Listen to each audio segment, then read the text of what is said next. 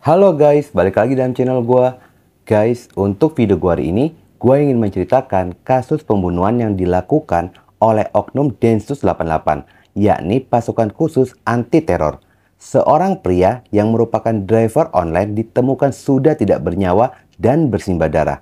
Bagaimana kasus mengerikan ini bisa terjadi dan apa yang menjadikan motif pelaku tega melakukan hal seperti itu?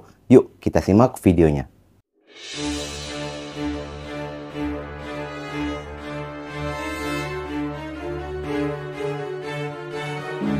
Kisah bermula pada tanggal 23 Januari 2023. Seorang security bernama Suryanto melihat mobil Toyota Avanza merah dengan nomor polisi B1739FZG melaju dari arah perumahan Bukit Cengkeh 2 Cimanggis, Depok. Di dalam mobil terlihat pengemudi kendaraan berteriak meminta pertolongan.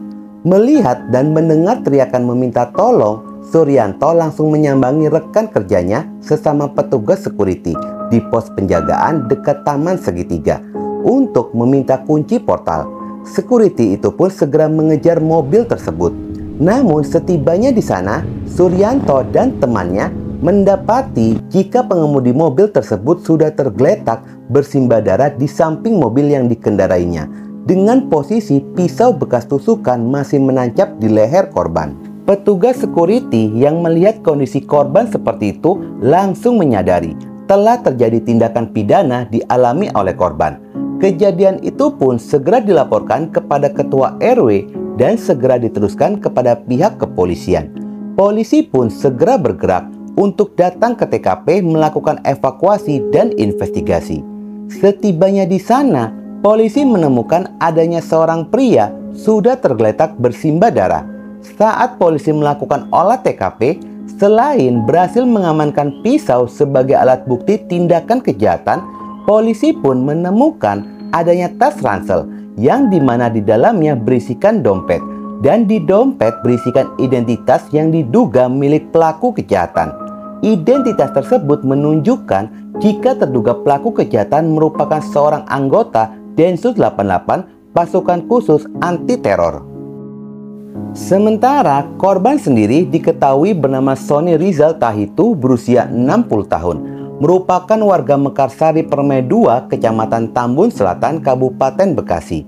Pria yang sebelumnya pernah bekerja sebagai karyawan swasta ini telah pensiun. Lalu dia pun beralih profesi sebagai driver online yang sudah dijalaninya selama 5 tahun belakangan ini, di mana dia biasa mengambil order pada malam hari pada jam 7 malam hingga 9 malam.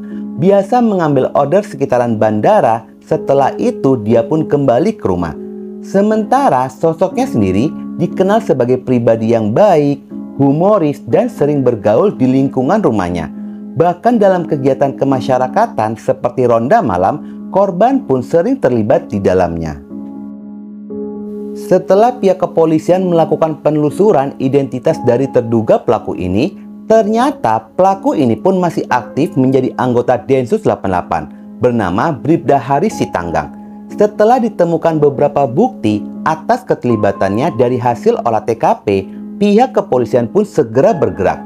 Dan pada hari yang sama, pada jam 16.30, berlokasi di Puri Persada, Desa Sidang Mulia, Bekasi, Jawa Barat, Bribda Haris Sitanggang ditangkap oleh anggota kesatuannya, yakni Densus 88, lalu diserahkan ke Polda Metro Jaya guna menjalani pemeriksaan. Namun, meski pelaku pembunuhan ini sudah berhasil ditangkap, pihak keluarga merasa proses hukum berjalan sangat pasif, lantaran tidak ada informasi mengenai perkembangan dari kasusnya. Pada hari Selasa, tanggal 14 Februari 2023, pihak keluarga didampingi oleh kuasa hukum datang ke Komnas HAM, meminta kepada Komnas HAM untuk mengawal kasus ini, berharap proses hukum pada pembunuhan ini pun berjalan transparan. Pihak keluarga pun akan mengirimkan surat kepada Presiden Jokowi, Menko Polhukam Mahfud MD, hingga Kapolri Jenderal Listio Sigit Prabowo, lantaran pihak keluarga merasa kecewa belum mendapatkan perkembangan terkait penanganan kasus yang menimpa korban. Sejak tertangkapnya pelaku, wajah pelaku pun tidak pernah ditampilkan. Wanita bernama Rusni Masna berusia 59 tahun, istri dari korban, mengaku ingin mengetahui wajah pembunuh dari suaminya itu. Meskipun polisi mengaku tidak menutupi wajah dari pelaku, tetapi hingga kini wajah pelaku pun tidak pernah dipublikasikan. Sosok Bribda Haris Sitanggang itu sendiri, dia merupakan pasukan elit dari kepolisian, khususnya yang bertugas menangani teror dan terorisme. Apa yang telah dia lakukan ini sudah mencoreng citra baik dari kesatuannya, di mana tempatnya bernaung. Ternyata selain kasus ini, Bribda Haris merupakan anggota bermasalah dan sering melakukan pelanggaran, mulai dari perjudian online hingga penipuan, yang mengakibatkan dirinya terlilit hutang 900 juta rupiah.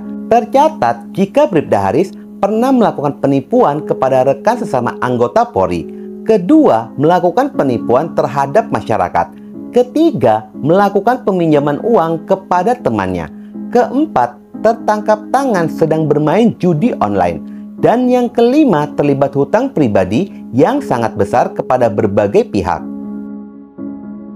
Kejadian mengerikan itu bermula pada saat kakak dari pelaku mengirimkan uang sebesar 90 juta rupiah, yang dimana uang itu pun diperuntukkan untuk membeli mobil.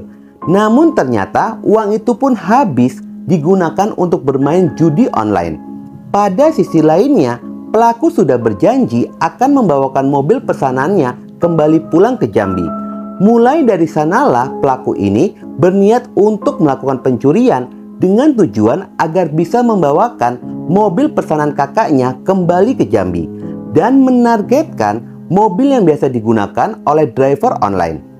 Pada hari Sabtu, tanggal 21 Januari 2023, Haris keluar dari kantornya menuju Kelapa II Depok mengendarai sepeda motor dengan nomor polisi B3127 FZD. Sebelum menjalankan aksinya, pelaku ini pun sempat membeli pisau di toko taktikal Kelapa II Depok, lalu menuju terminal Rambutan dengan menaiki bis Transjakarta.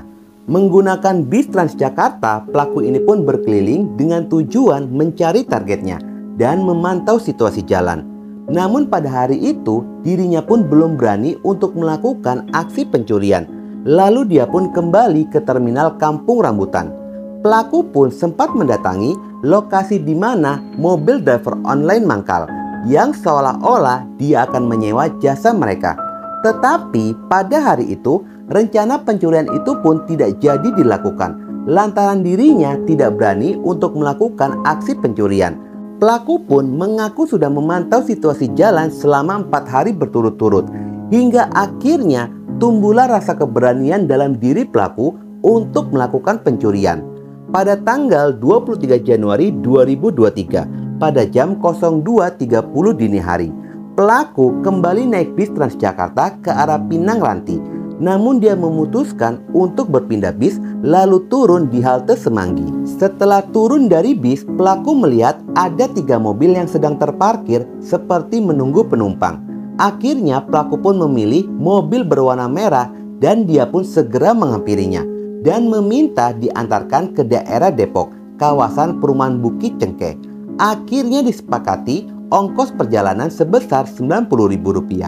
Setibanya di perumahan Bukit Cengkeh, pelaku pun meminta berhenti dengan alasan akan menghubungi temannya untuk meminjam uang untuk membayar ongkos kendaraan. Dia pun keluar dari mobil. Sesaat kemudian dia pun kembali lagi ke mobil, lalu meminta diantarkan ke ATM. Di dalam mobil, pelaku menghubungi kakaknya dan meminta uang untuk membayar ongkos kendaraan. Namun tidak ada respon dari sang kakak. Setibanya di ATM, pelaku pun turun seolah-olah akan mengambil uang di ATM. Lalu kembali lagi ke mobil dan kembali menuju perumahan Bukit Cengkeh.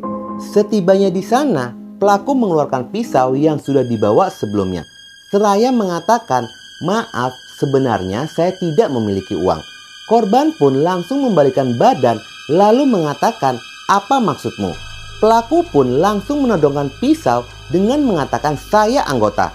Korban pun sambil meraih wajah pelaku dan menepis pisau dari tangan pelaku sambil berkata, "Apa maksudmu anjing nodong-nodong?" Dari sanalah pelaku membabi buta menikam korban yang dimana salah satunya mengenai leher korban. Pelaku segera keluar dari mobil. Awalnya akan mengambil alih kemudi, Tetapi setelah pelaku ini keluar, korban segera menguncinya dari dalam. Merasa aksi jahatnya gagal, pelaku pun segera melarikan diri. Namun sesaat pelaku ini sedang pergi, dia pun baru teringat barang-barangnya tertinggal di dalam mobil. Pelaku kembali lagi ke mobil lalu mengetuk-ngetuk kaca mobil. Namun pintu mobil pun tidak dibukakan oleh korban. Dan korban menekan klakson mobil terus-menerus mencari perhatian warga sekitaran, yang membuat pelaku ini pun menjadi panik. Akhirnya dia pun segera meninggalkan lokasi. Korban dalam kondisi terluka melajukan mobil dan meminta pertolongan, hingga akhirnya korban ditemukan sudah tidak bernyawa.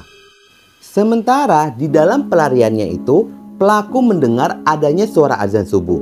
Lalu dia pun segera mendatangi masjid, dan di saat para jamaah sedang melakukan sholat subuh, pelaku segera membersihkan wajah dan pakaiannya dari noda darah.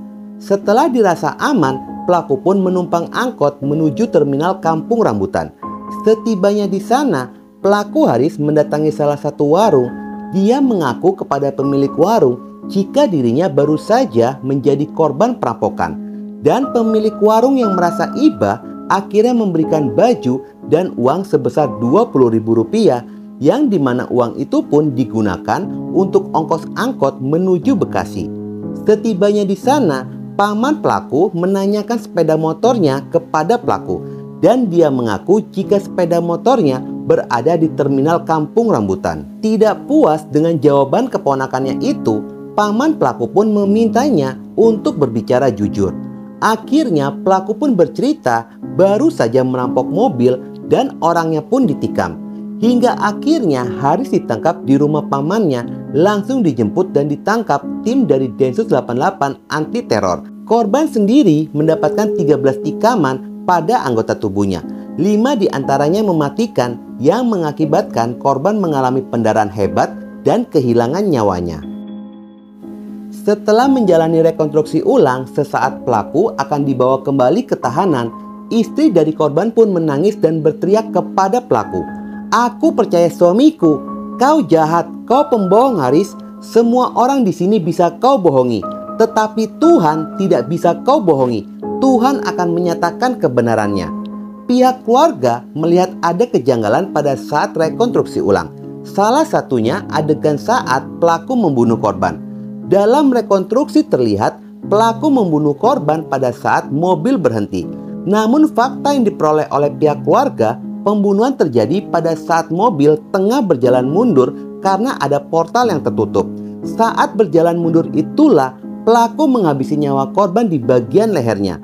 Selain itu, saat rekonstruksi ulang tidak dijelaskan berapa kali tikaman, sementara pihak keluarga pun mendapatkan informasi bahwa bukan hanya tikaman, melainkan disayat juga leher korban. Pada awal kasus ini, jika pelaku dijerat dengan pasal 338. Namun ketika melihat proses rekonstruksi ulang, terlihatlah pelaku sudah merencanakan dalam melakukan pembunuhan. Pengacara dari korban meminta agar polisi mengubah jeratan pasal yang dilakukan oleh pelaku menjadi pasal 340 KUHP tentang pembunuhan berencana. Dan pihak keluarga sangat yakin jika ini semua merupakan kasus pembunuhan berencana. Kasus ini pun sedang berjalan di ranah pihak kepolisian.